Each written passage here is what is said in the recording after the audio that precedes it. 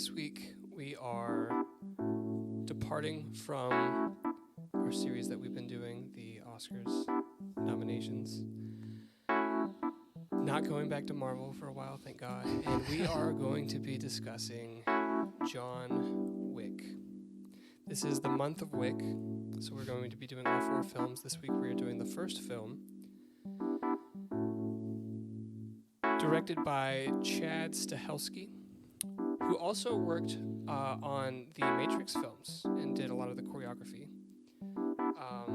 This film is a passion project. It is a choreography masterpiece, in my opinion. It is stylistically brilliant. It's one of my favorite action films I've ever seen, personally. It is a story about revenge, catharsis.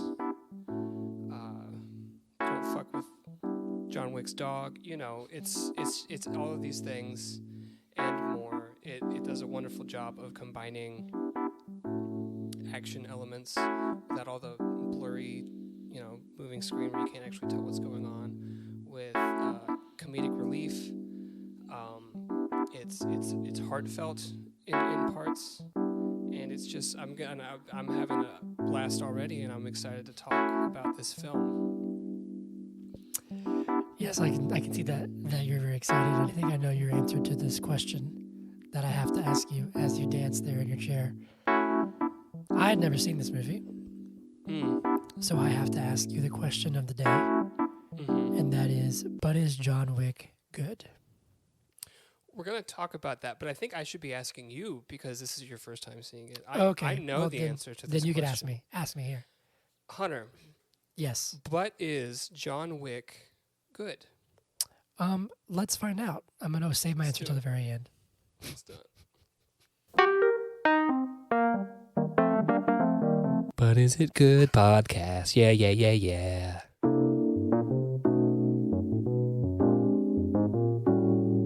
Hello. Hi, welcome, Hunter. Welcome, Zach. My name is Zach, Hunter. Good to meet you. What are you doing here? I thought we could talk about a movie today. Which movie are we doing? We're going to be talking about John Wick. I thought we could call this, give this a little name and call it the But Is It Good podcast. And maybe we should do that. I'm actually recording us. Do I have your consent to record? You do. Okay, sweet. I actually feel like we've done this maybe 111 times already. Have we? Sound right? Does that sound right? I think so. Did you know that I have short-term memory loss? Okay, hello, welcome. I woke up this morning and I was like, what's a butthole?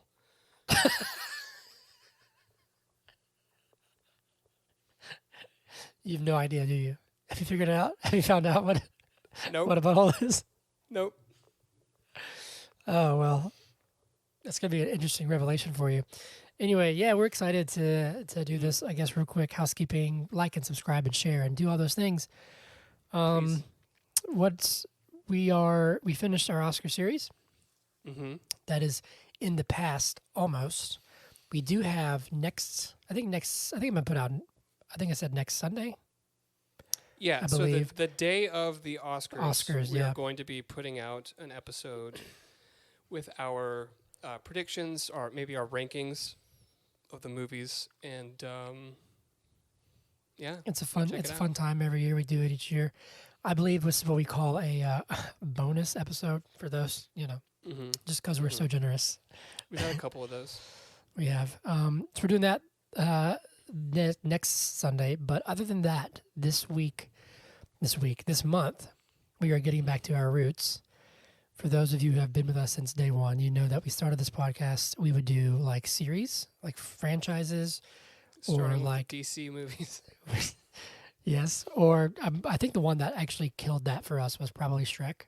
We did the Shrek series, and we were just like, please make it stop. You were, maybe, but I liked 3 of the 4 Shrek films. Yeah, I think Shrek 4 was a bit of an upturn. Mm-hmm. Shrek 3 was not good. Correct. Anyway, so we thought it'd be fun to kind of go back to how we started this whole thing. There are some films that are coming out this month that we will do probably next month if we have open weeks, like Shazam or Cocaine Bear. We mentioned doing that one possibly, which apparently is like really, really great. But we're doing all of John Wick this month. John Wick 1, 2, and 3, ending the month on the brand new 4th chapter. Mm-hmm. And I had not seen any of these movies. I'd seen bits of the first one. Okay. So I'm very excited to talk about this movie. But first, Zach, how are you? How was life? How is your sweet daughter? She's good. She is getting some quiet time in her crate. Because she's a dog, just in case anybody doesn't know that. Yeah. My human daughter is. Is it a crate? I've put her in the pit in the backyard. You know, we have just like a mud pit that has a cage on the top of it, so she can't get out. And 3 times a day, I just like hold a bottle down into the pit. No, it's my pup. She's good. She's doing well. I'm also doing well. How are you? I'm good. We have a big show coming up in a little less than a month, and so that's where my mind has been, and just April 1st, same day. April 1st. Louis Capaldi's coming to Atlanta. I know that. Didn't know that. So that's gonna be tough, probably. Well, I think if you look at statistics based on like a percentage of the venue, I think you'll have a higher percentage than he does. I think you'll sell out. Thank you. I hope so. I get very anxious about these shows, but you know what? I'm excited.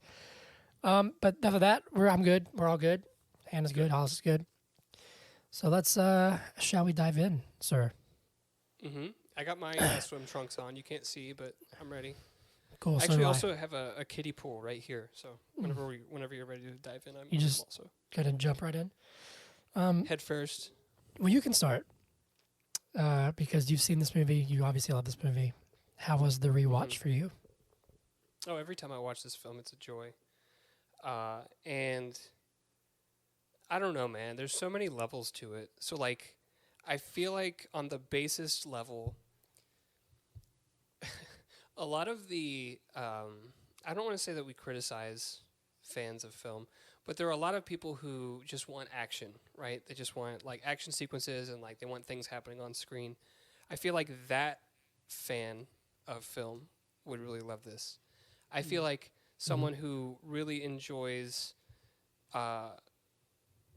the way that shots are composed and playing with color and sound, and I feel like that fan can I feel like any fan of film can enjoy this film, unless you're like just like super anti-violence, and you're just like, don't hurt anybody, because this film would not be for you if that is the case. It's wonderful. It's wonderful to watch. There's so many little things that you can pick up on when you watch it again. It's comedic, but it knows when to stop being comedic and start being serious. Like it's not ham-fisted in the way that Marvel movies are. It is action-packed, but, and I think this is because you're working with Keanu Reeves and he's just brilliant. So because he's so clean with the choreography, you don't need to do those blurry shots, right? You see every single thing that he is doing throughout the film, and it's so cool to watch. And it's so cool to, like, if you, and I'm sure we'll talk about it, but read about or watch, like, the work that he puts into it and, all the things that the training that he goes through to be able to do the things in the films. It's super cool. And I mean, I could go on forever, so yeah, we'll talk about all this stuff. But this film is a joy to watch for me. It truly is. Yeah, no, I would I would agree.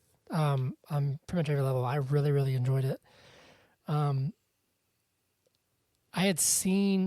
think I'd seen little things about the choreography and kind of how that was done, and like I think I saw a clip of like, it's really him. It's not a stunt double. It's actually Keanu Reeves, and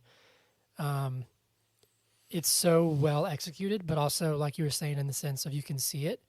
I think that's a really strong attribute of this film, is where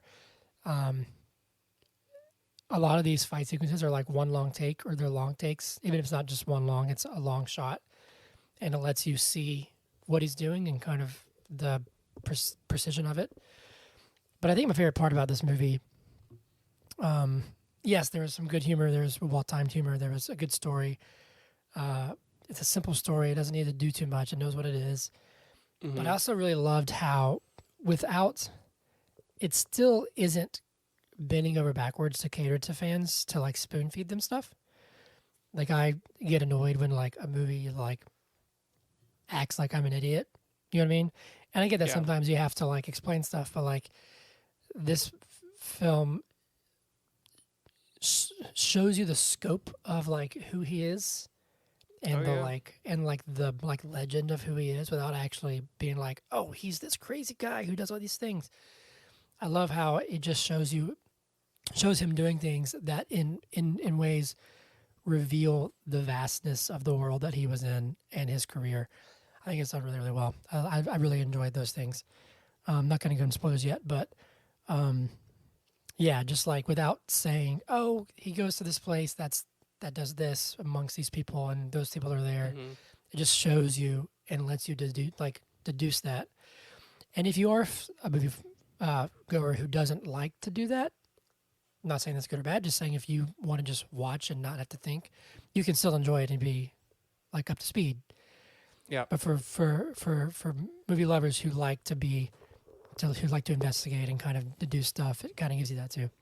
So I really enjoyed it. Cool. But my friend, it is time for you to do the fabled movie in a minute. I'm ready. I'm going to sing a little song while you get ready. I just told you I'm ready.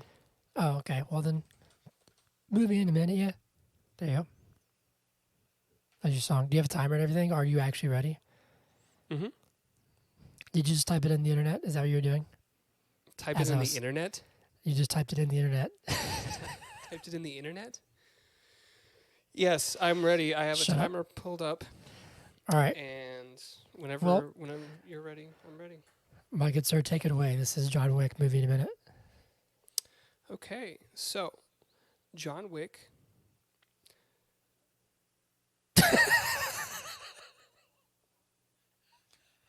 Is this count? Or are you just letting the time go until you're...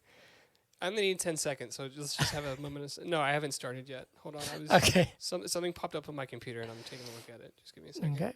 You're fine. I go to security warning. Oh. It's nothing to worry about. It's because this is nothing to do with what we're talking about today. It's because so Windows has all these like security things and it wants you to do all this stuff. One of the things they want you to do is like always have OneDrive active. It's like iCloud but for Windows, and I don't like it. And so I've turned it off, and so it just like yells at me every now and then. It's like, why aren't you using our program? So that's what that was. I see. Okay, you ready? Yep. This is John Wick movie in a minute in 3, 2, 1, go. Okay, so we start out. John Wick is allegedly dying at this like loading dock.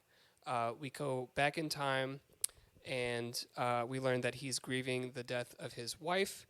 Her last dying wish was to leave him this dog that he could use to bond with and love, so that he could get over her death.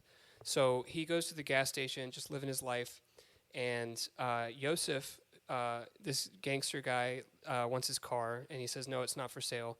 So he goes home. Yosef comes and kicks his ass and kills his dog. So the whole film is John Wick just trying to kill Yosef and his father, Vigo, who he worked with in the past because he doesn't like them because they killed his dog and stole his car. And there's all these fights and stuff, and he kills Yosef, doesn't even like give him the time of day, just shoots him in the head. Then he kills his father, and then he finds a new dog at the end. How was that? Well, amazing. That was perfect. Good. Incredible. Cool.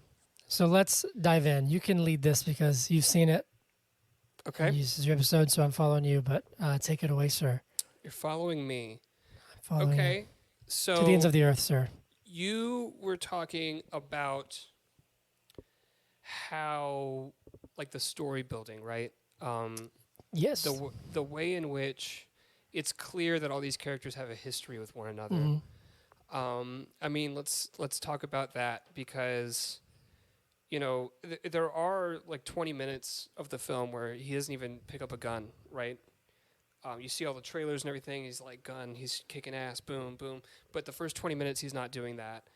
But we still get a sense that he's this like mythical figure, right? Yeah. So when Yosef steals his car, he takes it to this chop shop. It's run by, I can't remember the guy's name. Do you know his name? For some reason, the name Manny popped in my head. Is it? I don't think it is that, though. Aurelio. It's Aurelio. Oh, I was not even close. Where did I get It's Manny? not Manny. No idea where you got Manny. But Aurelio, he shows up in Aurelio's shop, and Aurelio's like, "Where'd you get that car?" And keep in mind, Yosef is like the son of this like crime kingpin in. They're in New York City, right? They're Yes. Like in. Okay, cool. So, under normal circumstances, you would never strike the son of some crime kingpin in New York City, right? Especially if you are working with that kingpin. Right. Right. Well, I would think, especially if you're not working with them too, because But Aurelio punches him in the face, and Victor, the taller guy, who's especially Russian, is like Vigo will not like this, Mm-hmm. and it's just so it's so evident, right, that John Wick is more of a worry than Vigo is. Yeah. Right? So Vigo calls up Aurelio, and he's like, I understand you struck my son. Yeah. That's the moment where, like, normally you'd be shitting your pants. Like, oh, I didn't mean to. I didn't know he was your son, or whatever, right? Yeah. He's like, yeah, well, the thing is, he killed John Wick's dog and took his car. And he goes, Because, oh. just saying so. And that is a moment that highlights... One, it's comedic. It's funny because it's not what you're expecting, right? Yeah. But it highlights just how mythical, I guess, John Wick is in this universe. I'm also thinking about when John Wick is at the nightclub, Mm-hmm. right? And he comes up behind the bouncer, and he's pointing the gun at him. Oh, yeah. I don't remember the bouncer's name, but he's like, hey, how's it going? And he's like, oh, hi, Mr. Wick. Are you working tonight? And he's like, why don't you take the night off? And he's like, thank you. He takes the earpiece out and he's like, thank you so much, right? Yeah. Like, you spared my life. Because otherwise, obviously, he would have been dead. But I feel like if it was just some shithead, some nobody, as John Wick is called in this film, but of course he's not, the bouncer would have not done that. Would have been like, yeah, sure, I'll take the night off. And then been like, well, bam. Chop, kapow, in the face, right? But he doesn't do that. What do you think? I'm talking a lot. No, yeah, I love all that, and I'll kind of work backwards. The bouncer thing I thought was really, really interesting, because by that point you sort of know like who he is. Mm-hmm. And I thought it was really interesting because that the thing when he's talking to the bouncer, it first starts off and it's like you wonder if he's just trying to get information and he's like, let me in, whatever, But when he says, thank you, sir, like, I was like, oh, damn, like, he knows that he was a dead man. Yeah, exactly. And it seems like this, there are people like the bouncer and then like Aurelio, is that what you said his name was? He owns the chop shop. Who like know immediately, just be like, I'm going to help John Wick. I'm not going to resist anything. I'm going to do whatever I need to do to like help him get his job done, because if I don't, then I'm a dead man. When he comes to... Is it I'm a dead man, or is it out of respect? Because I think it's out of... I think some people it's respect for his craft. I would say both at that point. I would say the respect because like, I'm not going to get in his way because, you know what I mean? Like, what am I going to do? But, because like when he goes to the shop, Aurelio has like 2 glasses out already and he's ready, waiting for him. And when he says like, is it here? He doesn't say, what? He's like, it was. Like, I'll tell you immediately. it was here. I saw it. Yada yada yada. But I See, this is an What? interesting take because I feel like what you're implying, which may not be wrong, is that Aurelio is just like saying, "Yes, it was here. Get out of my shop. I don't want you to hurt me." no, I mean like that. Whereas the way I saw it, and maybe this is what you meant, but is that it's understood how valuable that car is to him. Yeah, And Aurelio knew that he was going to come to that shop and ask, and so he was just ready for the question, which is different. Yeah. Like, I didn't mean "Please, sir." I didn't mean like he was like cowering, but in the sense of like he, at least to me, when he walked in, his mind was made up in the sense of like maybe he wasn't going to go seek out John Wick and say, "Hey, I saw your car," but in the sense of like he knew he was coming, and he knew that when he came to the shop, he was going to be like, "Well, here's what happened, here's who it was." Yeah. You know what I mean? Like, and I really liked that. And with the bouncer, I think it was totally like a respect thing, which goes into what I really loved about this movie for whatever reason was the like this sounds this is a weird sentence, but the assassins community was super fascinating.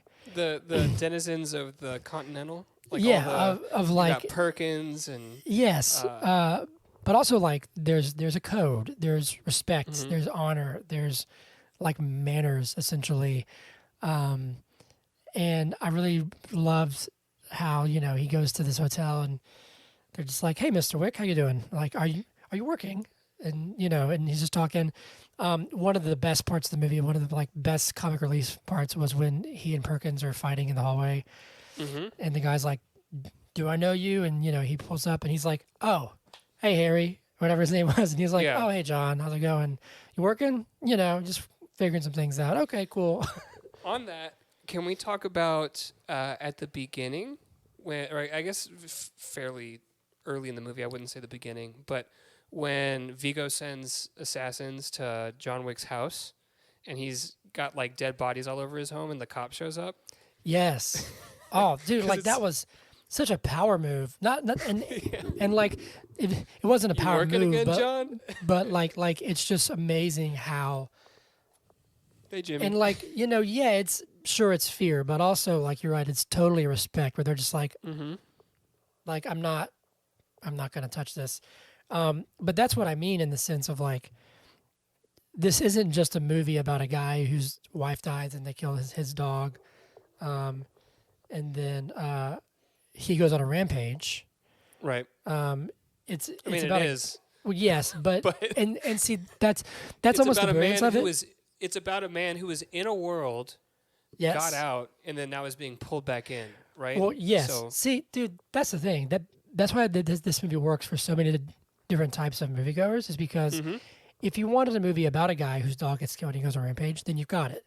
If you want a movie about how your past can haunt you and it clings to you and it drags you back in, then you've got it. If you want a movie about this super elaborate underground world of assassins, then you've got it.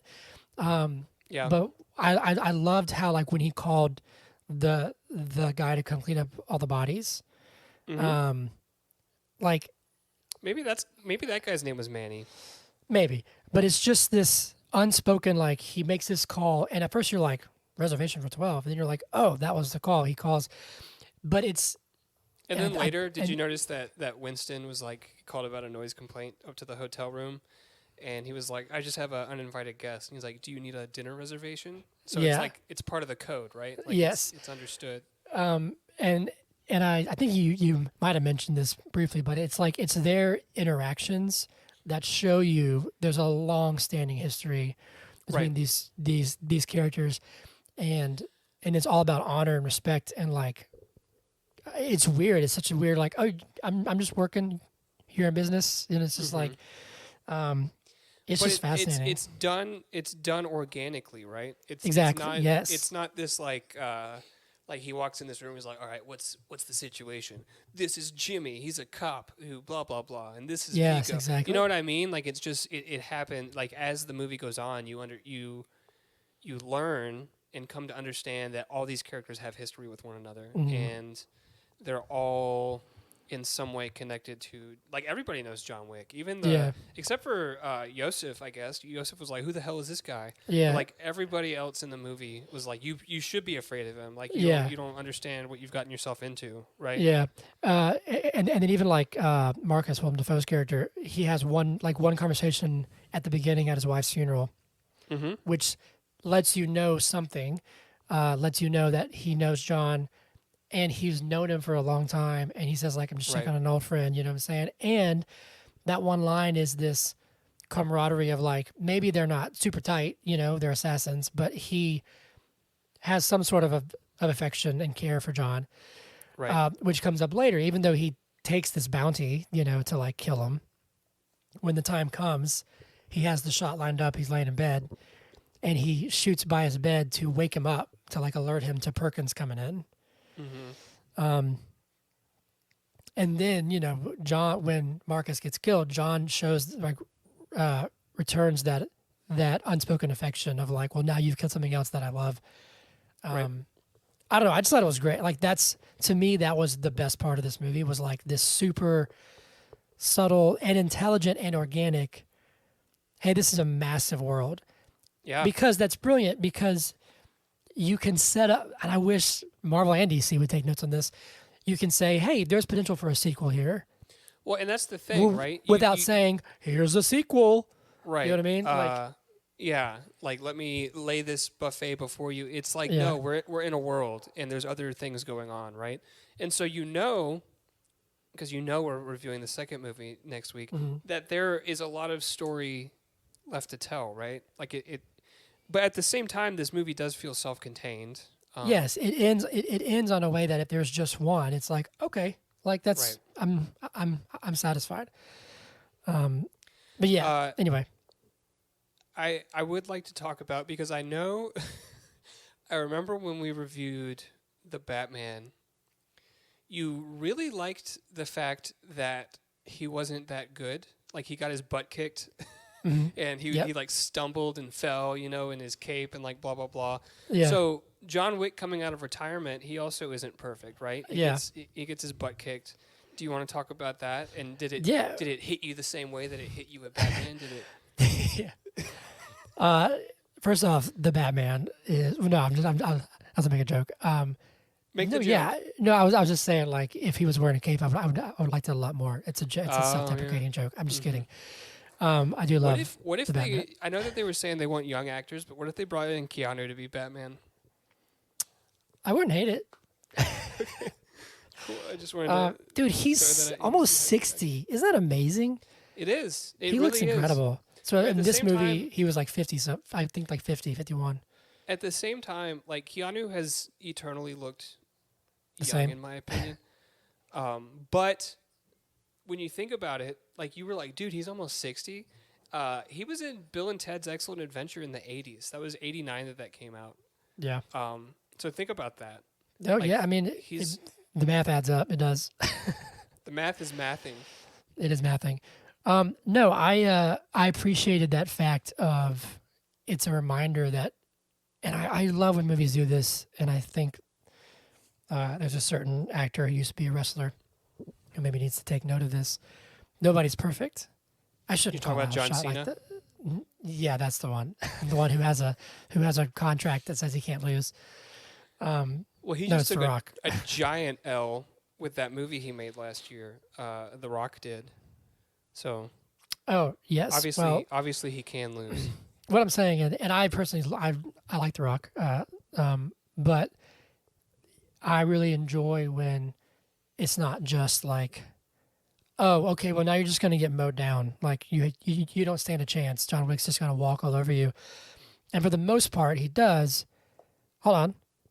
He does, but there's that one guy, and you can always tell who it's going to be because they spend more time with him. But there's this one bad guy who ends up, he doesn't beat him, obviously, because, like, John Wick survives, but, like, he throws him off the balcony, which looked like that hurt. You know what I'm saying? Like, damn. Right. Meanwhile, he's already cut open, so he's already... He gets sliced with, like, I think it's like a bottle. And so it's really smart, in my opinion, to show that, because in my it does a few things. It shows them, one, they're human. Two, they aren't like some Mary Sue, type character who, and this was a big complaint in, Star Wars with like Luke back in the day, then like Rey, where it's like they just all of a sudden can do everything and they're good at everything. Well, Luke got his hand cut off. No, I know, in the best Star Wars movie. Anyway, what I'm saying is, he's not a robot. Mm-hmm. You know what I mean? But not even that. He's also out of practice again. Like he's got out of this life, and he had to come back in. And he had thought he had buried this literally under a layer of concrete in his basement. Like he had to dig it up. And I just think it just adds. It adds stakes, but it also adds just realism and kind of investment in the character and being like, oh, like he could lose, I guess. If I didn't know this already had a fourth one coming out, you think, okay, this is going to end with both of them dying. Mm-hmm. So yeah, I thought it was really great, and I think it also was done in a way that didn't make it look like they were like, oh, he's rusty, like he was still doing it. I don't know if that makes sense, but like he just got bested in some ways. It does. It does make sense. And then also, sorry, last thing, and then I'll hand back to you. I love that this movie at least touched on some questions of like, hey man, you got sliced open, so you're gonna feel this. Yeah. And if you get stabbed and you try and move a lot, well, you're gonna bleed and you're gonna hurt, but you'll be okay. Because there's so many movies, and this was, I guess, is kind of one at sometimes, but some movies I'm thinking of like The Gray Man, which is like the most recent like generic action movie, where it's like, oh, I've been shot 84 times and stabbed through the heart, and my neck's been sliced open, but I'm still going. You know what I mean? He gets cut and he's getting stitched up, and he asked the doctor, like what's my mobility, and he's like, if you need to, do some business, take a few of these for pain, but you're going to tear your stitches and you're going to bleed a lot. Right. So it's not like you're, superhuman. So I appreciate that. And then at the end, he can barely walk. Right. So, which is understandable. Anyway, now I've been rambling. At that point, he's been hit by a car. Yeah. I want to come back to what's his assassin, but what's Willem Dafoe's name in this movie? Marcus. Is it, Marcus? Marcus, yeah. Yeah. I want to talk about Marcus because you were talking about how he shot the pillow next to him instead of, killing him. I guess I'm under the impression that he was never going to kill John Wick. Yeah. The only reason that he... you remember when Vigo approached him and offered him the contract, he asked if it was exclusive. Mm-hmm. The reason he wanted to know, obviously, in my opinion, is that if it's exclusive, is there anybody else? Yeah. If it's exclusive, he's just going to sit on it, right? He's just not going to do anything. If it's not exclusive, he has to actively defend his colleague and professional friend. Yeah, and I think as somebody's like first time watching this, when he takes that contract, you're kind of surprised. You're like, oh shoot, like he might go kill him. But then as soon as he shoots that pillow, mm-hmm. you're like, okay. Like at least for me, it was like, oh, like he's actually just watching out for him, which comes into play later when he shoots the guy in the head who's like choking him out. But I also really enjoyed, and that's something too that I think must be. This is a weird sentence to say. Obviously, I would never be an assassin. I could never be an assassin. But like when Marcus comes home, and like I think Vigo's there and his guys are there. Oh no, he's like walking on the sidewalk and they all like surround him. And he's walking in, he's like taking off his jacket. Like he has to know, like, I'm about to die. You know what I'm saying? Like I'm about to get killed. I don't know. And I would love to have known more about their relationship. I can kind of know that history. Mm-hmm. But yeah, I would agree with you in the sense that once you see him shoot that pillow, he was never going to kill him. Right. And I mean, I think they have more history than most because think about at the end of the movie, if we can go there, and then Yeah. obviously we can continue jumping around. First of all, I just want to talk about how when John Wick like storms the compound, like the safe house, and ultimately kills Yosef. How Yosef is just trying to like say like wait, it's just, but he just shoots him in the head, and kills him right there on the spot. But he's done at that point, right? He's accomplished the mission that he set out to accomplish. The only reason he came out of retirement was to get revenge for the killing of his dog, right? And he's on his way home. And then Vigo calls him and says, Marcus betrayed me, and he turns around. So obviously there's a very close bond there, because some cutthroat assassin, if some other cutthroat assassin gets killed, is probably going to be like, that sucks. Yeah. I'm still going home. You see what I'm saying? Yeah. Like, obviously they were very close. And it's interesting because it seems like maybe Perkins is that kind of assassin. Like she I think sees. Perkins has always hated. I think she's been jealous of John. Maybe, forever. but I'm just saying in the sense of like she sees John as like, oh John, hey, what's up, whatever, and then jumps at the chance to try and kill him. But then also when Harry has he's like watching her catch and release, whatever they said, she's like talking to Harry, like knows Harry, and then just like nope, boom, shoots you. Like she like pops her thumb out of place. It's gross, but. Does she pop it out of place, or does she like? I feel like you would have to break your hand to get it out of the handcuff. Well, there's definitely a pop. Like I'm double jointed. If anybody's, I'm not sure if this will be on YouTube. But like I can do this with my thumb, right? Okay. But I don't know if I could get out of a handcuff with this. We're gonna handcuff you, and we're gonna figure it out. And try it. If we have to break your hand, we will. But we're gonna get it out. Okay, deal. Two things real quick. This is not about the movie, but Hollis is not sleeping, so I'm watching him roll around on the monitor. Okay. Can you see him? Not really. So in half an hour, I'm going to go rock him. We should be done by then because we're already at like 40 minutes, but I was just letting you know. We were at 37 and a half. I'm sorry. But let's talk about sorry, go on. Well, I have a question for you because earlier you said, obviously, I'm not an assassin. If you were, what kind of assassin would you be? Would you be like a bad one, probably? What I mean is like, in all the like in Kill Bill, you've seen Kill Bill, right? I think I've seen most of it a long, long time ago. Okay, so there's all kinds of different assassins, and they all have like a different specialty, right? Mm-hmm. Would you be like a knife specialist, or would you have like a?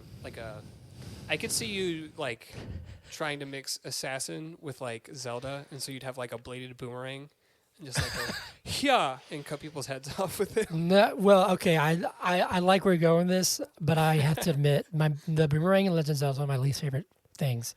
Okay. I prefer bow and arrow. Okay, so you would be like a stealth archer. Maybe. But I also like a good sword. You know what I mean? A sword. Okay. With a a shield? good sword. I would be Link. I'd run around in a green tunic. No. Okay, so Link, but like Shadow Link, so everything's black. I'd be a ninja. Like a Shadow Prowler.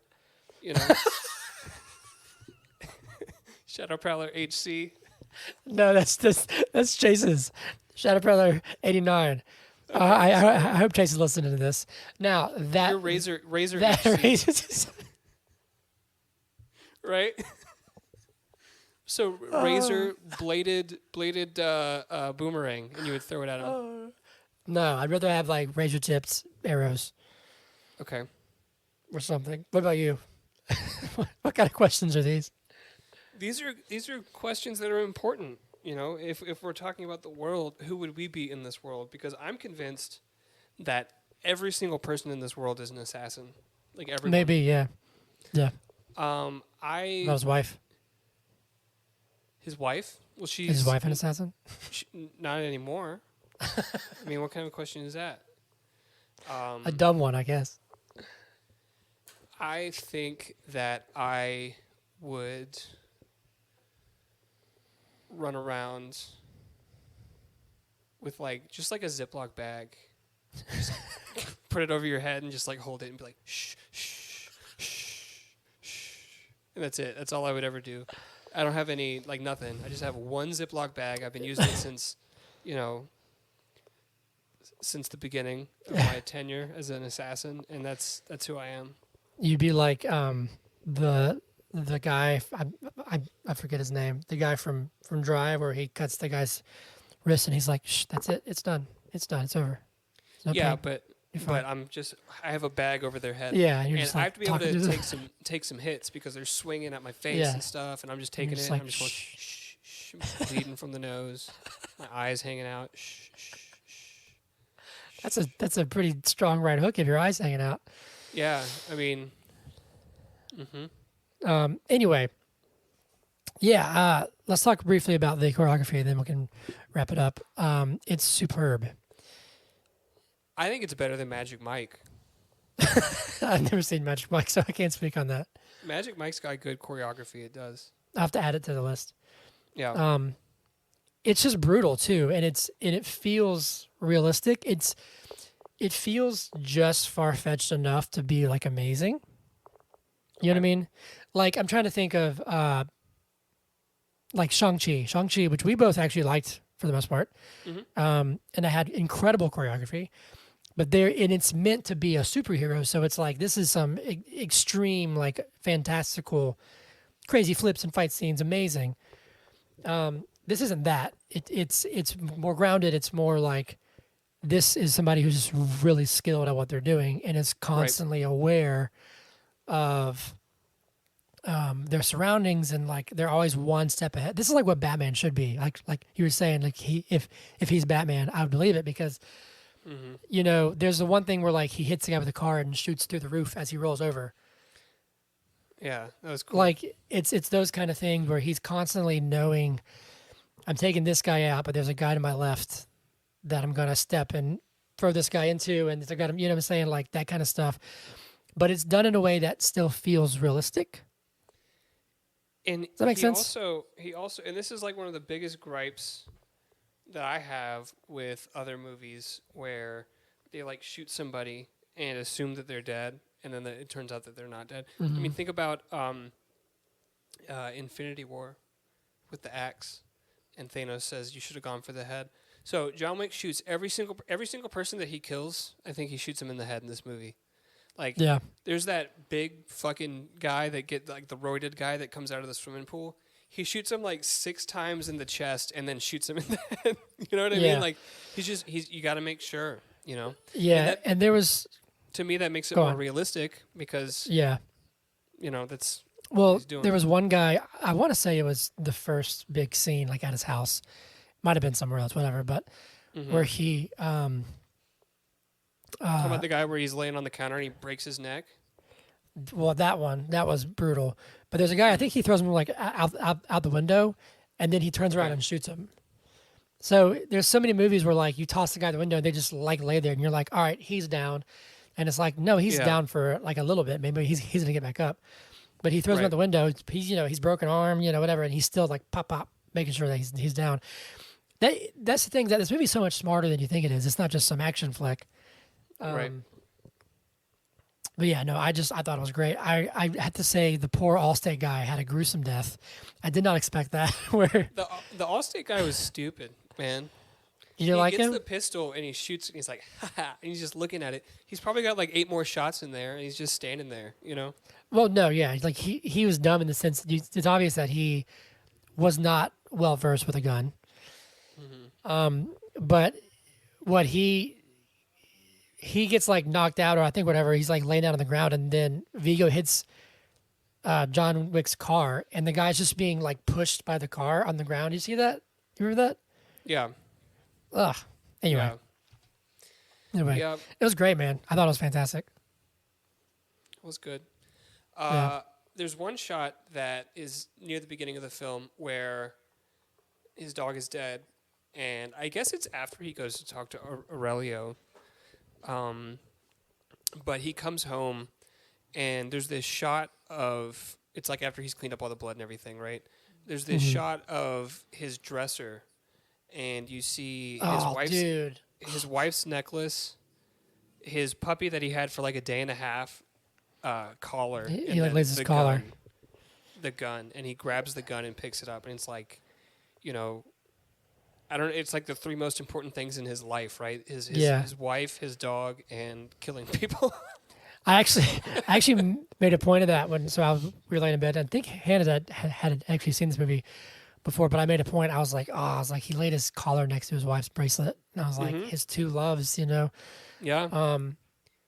And we haven't talked about that much, but the first half, like you feel for him, and he's a very stoic. He's a very stoic character. He's very stone-walled, kind of. He's very straightforward. He doesn't really show a lot of emotion until the scene where he's like, "I'm thinking I'm back." At least in my opinion. Which is, you're right. He barely shows any emotion. But did you notice when he's in the speakeasy, you know, where he has to knock and they let him in, and the hotel manager gives him a drink, but he's talking to the bartender, and she's like, "I've never seen you like this," and he's like, vulnerable? "Like what?" Yeah, vulnerable, but he's just stone faced. So it's yeah. like, what was he like? What's before? He before? Right? Was he just like scowling, like. Yeah, but that actually is interesting. Now that I kind of thought through it, like he really doesn't show any sort of emotion until that scene where he's like, "Yeah, I'm thinking I'm back." I'm thinking I'm back, and he like loses it, and I guess that's when he decides to like. I guess he decides that he's back. Maybe, you know, saying like, "Okay, if I'm here, then I'm here." That scene is awesome, but his speech, there's one little bit of his speech that just doesn't really like line up. Like it doesn't make sense to me the way it's worded. He says, you know, when my wife died, she left me that dog, and that dog was, you know, my ticket to grieve unalone and like all that stuff. And your son stole that from me. He took that from me. He killed that from me. And killed that from me, is that I don't think it's grammatically correct. I think it just because I noticed that too, and I guess it's not grammatically correct, but in a sense, to me, it shows the aggression behind it, where it's like he didn't just take it, like he destroyed it, like he didn't take it, stealing it, saying you stole it from me, I can steal it back. Like he killed that from me. It's like it's gone. It's gone forever. Okay. It is worded very strange, and in the context, it kind of works, and how he says it works, but like. Saying it like, dude, you killed that from me. It's like, what? So I do get that. I totally get that. No, I think that's even more telling. At all. It's just it was something funny that I noticed when I was rewatching. What was your favorite kill? Oh gosh, I don't know. Probably Yosef's, just the like, shut up. You know what I'm saying? Like he doesn't even give him time of day. Or the Allstate guys was like one of the more like over the top, like, oh my God, like he just got obliterated. Yeah. How about you? My favorite's the guy in the pool, the big guy. Where it's like boom, boom, boom, boom, boom. Because you can see Keanu, who's like, oh shit, like he just keeps going up. You know what I mean? Like he's getting out of the pool and he's just going up, and he's like shoot head. You know what I mean? It's I don't know. It's really funny. No, if I had a second. Huh? No, I was no. You're good. Keep going. Nothing. No, you go. No, I wasn't saying anything. You go. It's your turn. I wasn't saying anything. I was agreeing with you on the big guy. What's your second favorite kill?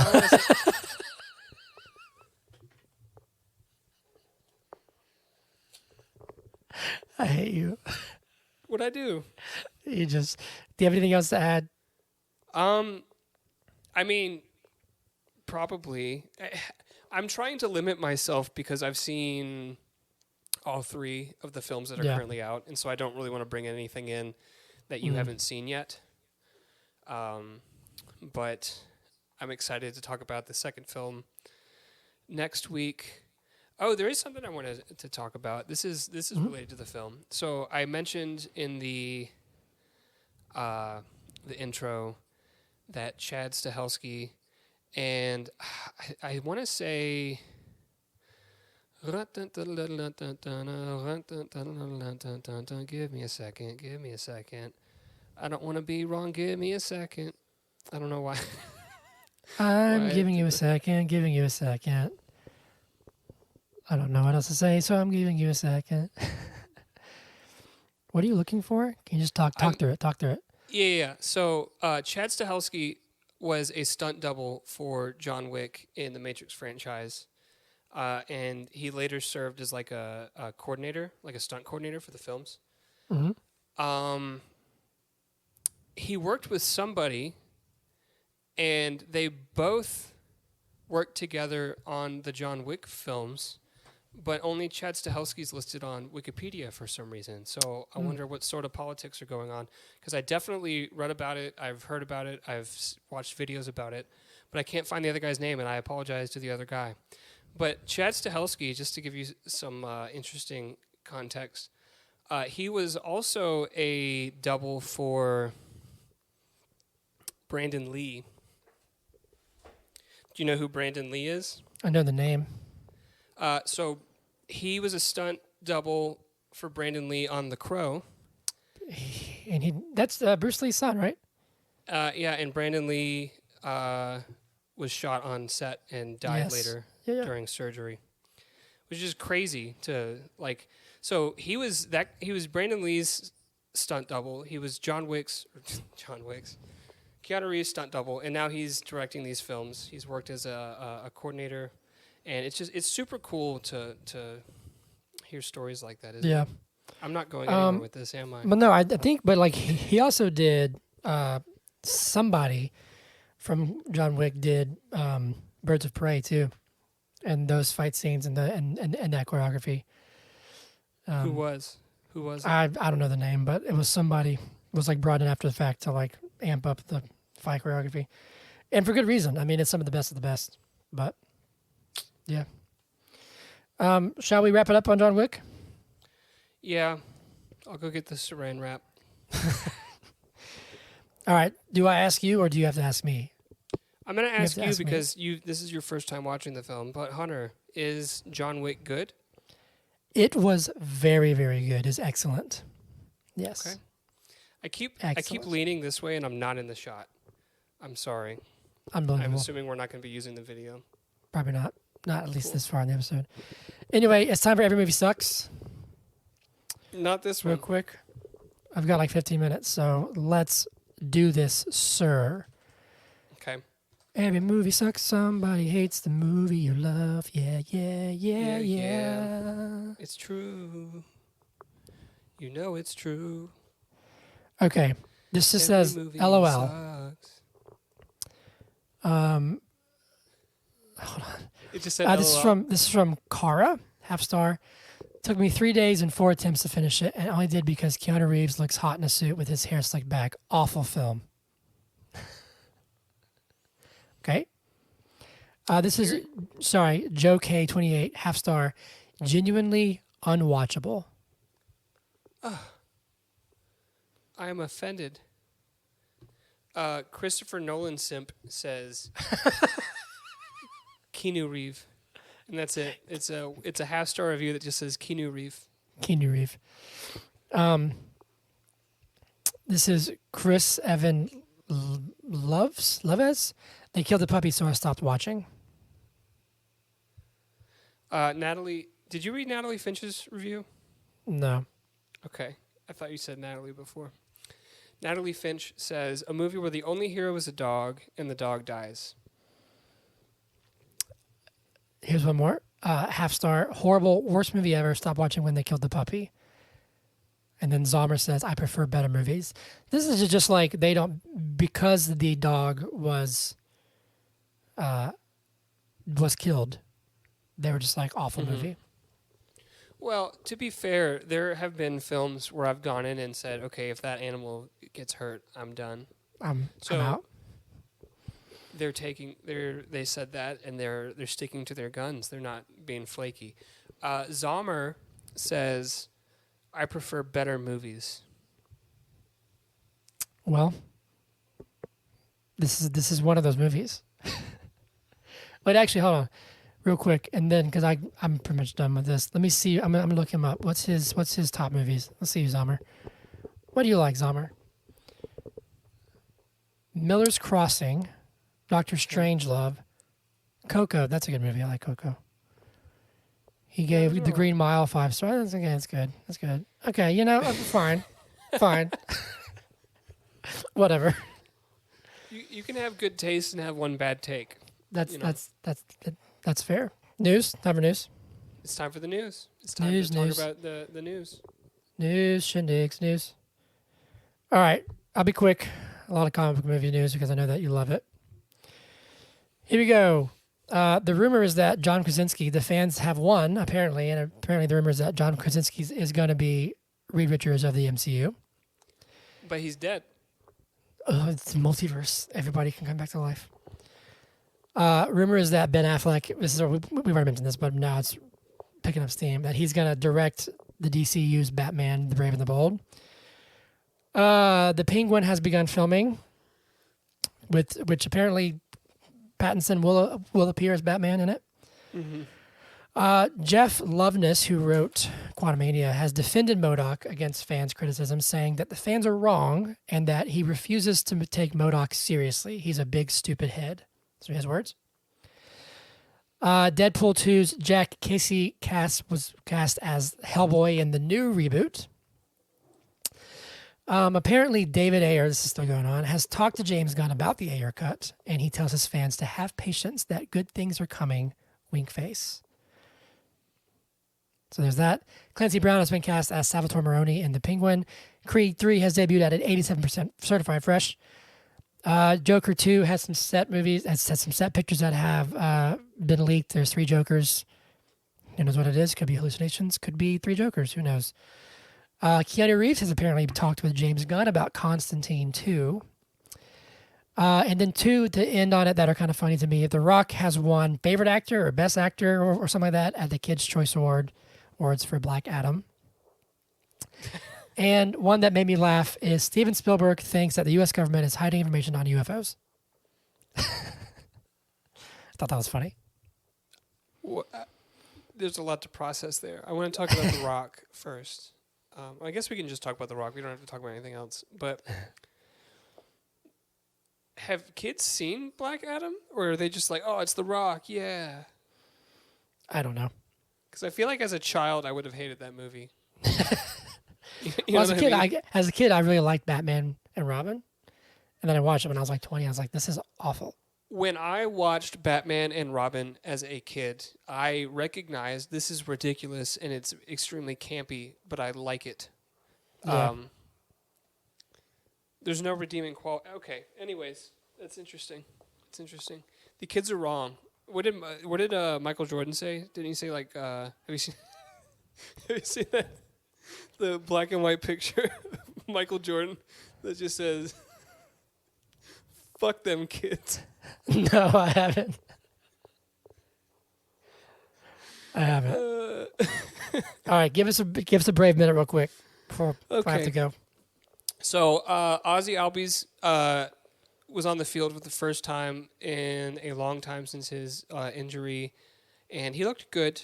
We had split squad yesterday.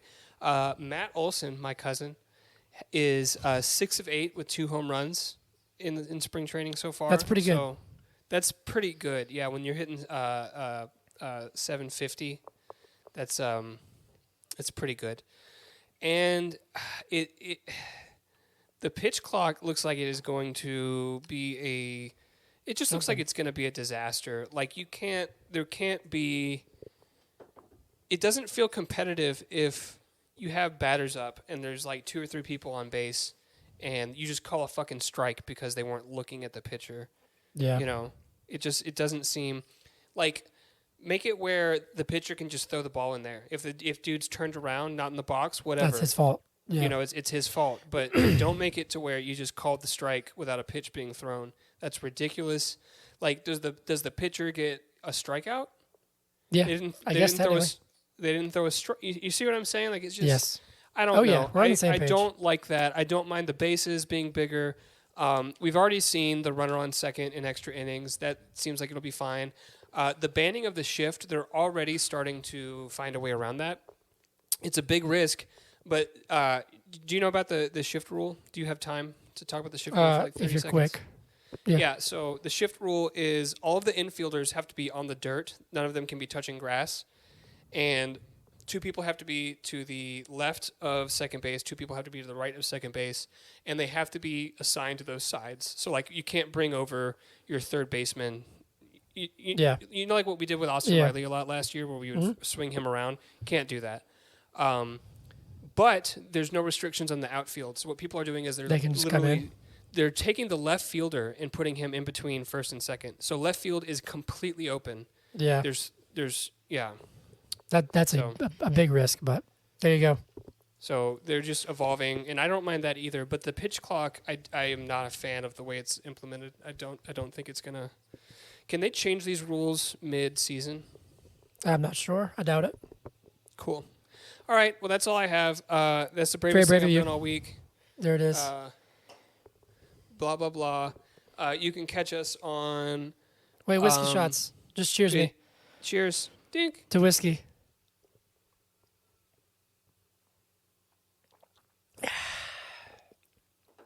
All right, Zach, where can they find us? You can find us on Twitter at BIIG Podcast. You can email us at biigpodcast@gmail.com. You can find us on Instagram, YouTube, TikTok, OnlyFans at But Is It Good Podcast.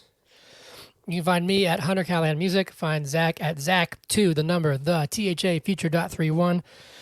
Please like, subscribe, say hello, tell your friends, all that kind of stuff. We got John Wick Chapter 2 coming up next week, as well as our Oscars predictions on the 12th. That's right. And if we get 10,000 followers across all of our social media in the calendar year of 2023, we will be releasing a Zach and Hunter underwear calendar for next year, 2024. Amazing deal. 12 months of us in nothing but our undies. So tell your friends. 10,000 followers, and it's a done deal. Awesome. All right. See you guys next week. Cool. Done. Yep. All right. Bye. Bye. But Is It Good Podcast? Yeah.